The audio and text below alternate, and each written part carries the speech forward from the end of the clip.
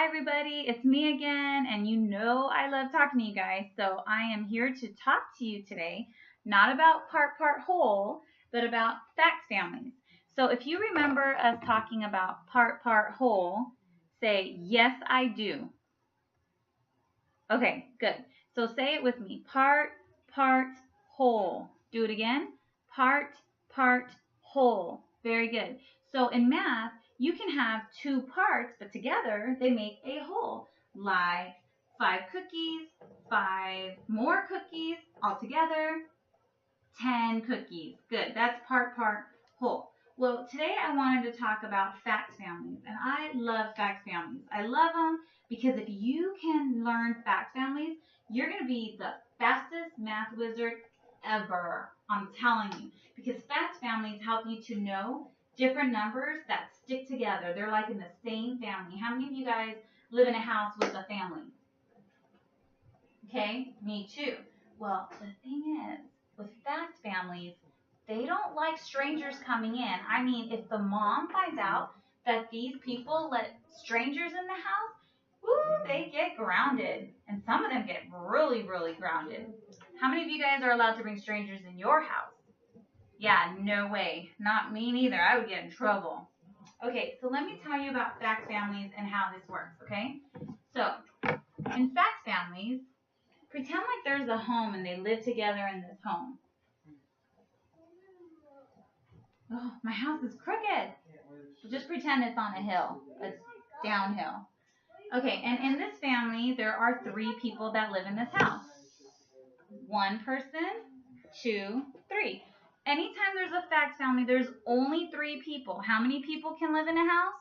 3. Very good. It's a tiny house. So there's only 3 people that live in it, not 5, just 3. Okay, so let me tell you about this house. Well, this is a soccer house, and all these people play soccer. The first soccer player is number 4. So here she is, soccer player number 4. And then we have soccer player number 12. And the next soccer player is, wait a minute, I'm not going to tell you who the next soccer player is.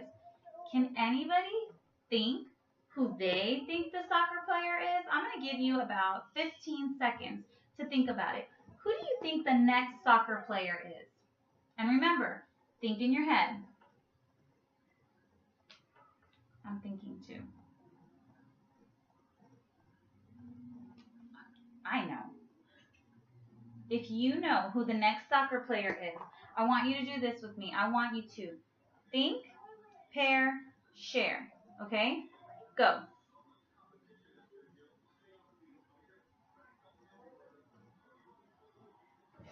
And when you're done sharing, catch your answer.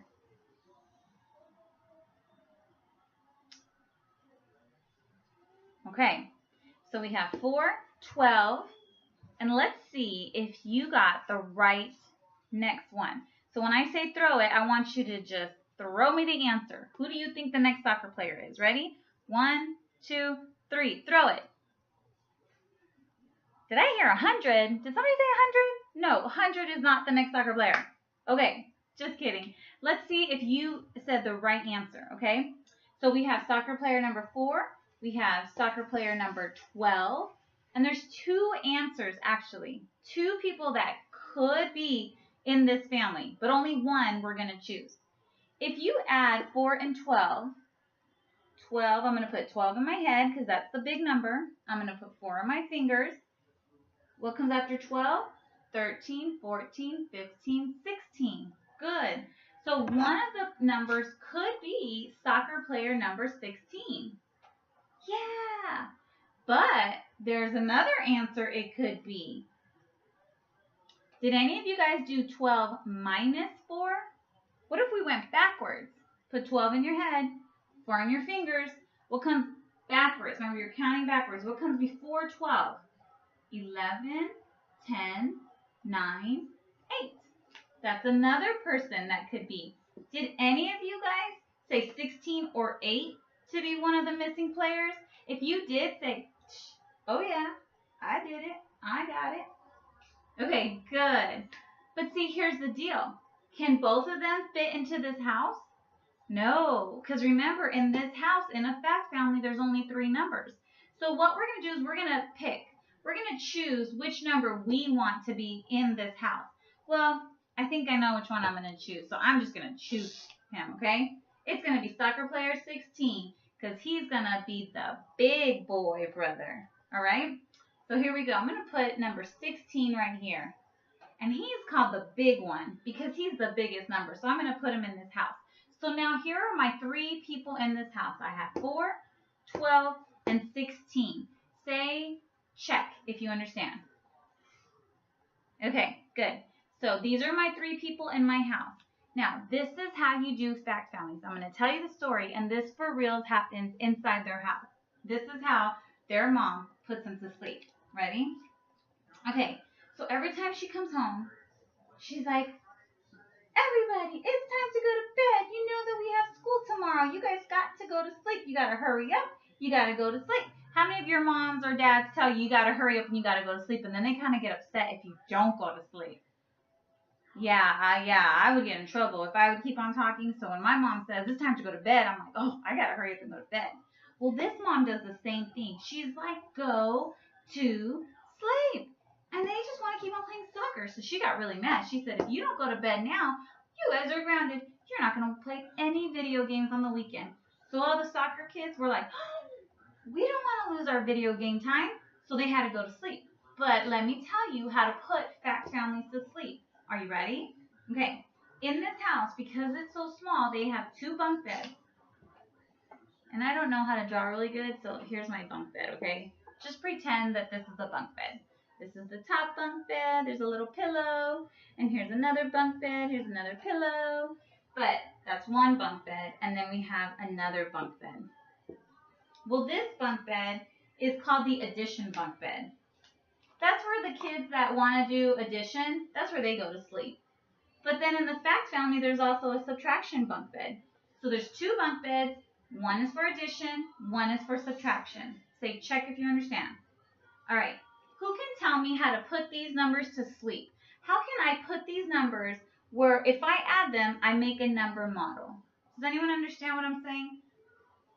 So if I had these 3 numbers, how would I put them together in a number sentence using addition to put them to bed? I'll do the first one, and then I'll let you guys try the second one. Ready? Okay. I think 4, there's soccer player number 4, plus, I'm using the addition sign because I'm in the addition bunk bed, plus 12 equals, what is 4 plus 12? 12 plus 4, 13, 14, 15, oh yeah, 16. It's part of the family. Duh.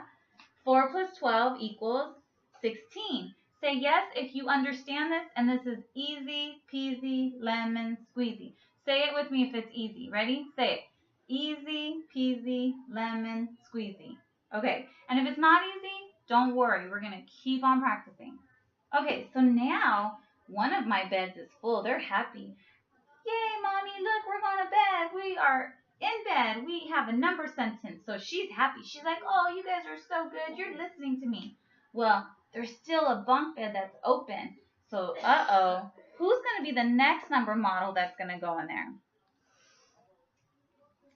Well, here's the tip. And if you already know it, if you have one number sentence that's addition, you can flip it, right? So instead of 4 plus 12, if you flip it, it's called the commutative property. You just flip it, you get the same answer. So instead of 4 plus 12, you can say 12 plus 4. Does everyone see what I did?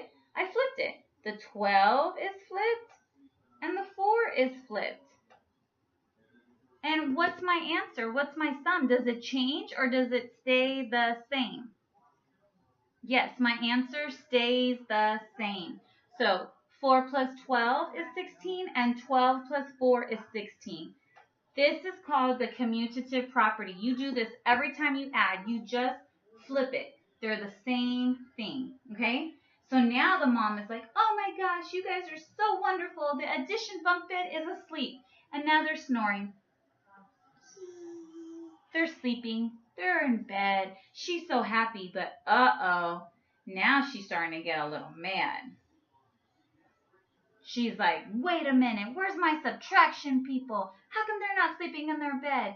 Soccer boys, get over here. She's not happy. The addition ones are asleep. They got the addition good. But the subtraction, how are we going to put the subtraction number models to sleep? Who knows a subtraction number sentence? I'm going to tell you guys a trick. Are you ready? Here it goes. Whenever you subtract, the bigger number goes first. Say it with me. Sit up straight. Put your hand out. This is going to be our subtraction sign. You see the straight line? That's our subtraction sign. And this is what I want you to say, okay?